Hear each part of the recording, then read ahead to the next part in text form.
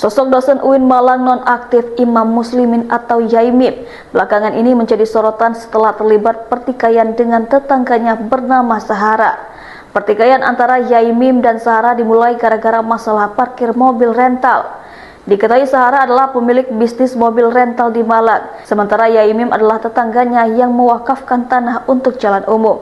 Berdasarkan informasi dari berbagai sumber, Sahara kerap memarkirkan mobil rentalnya di jalan tersebut.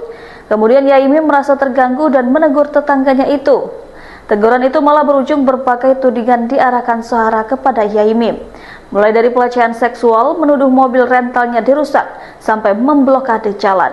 Semua tudingan Sahara itu menyebabkan sang dosen harus dinonaktifkan dari UIN Malang agar bisa fokus menyelesaikan urusannya. Lantas bagaimana nasib Yaimim, sang dosen UIN Malang nonaktif setelah dihujani tudingan buruk itu?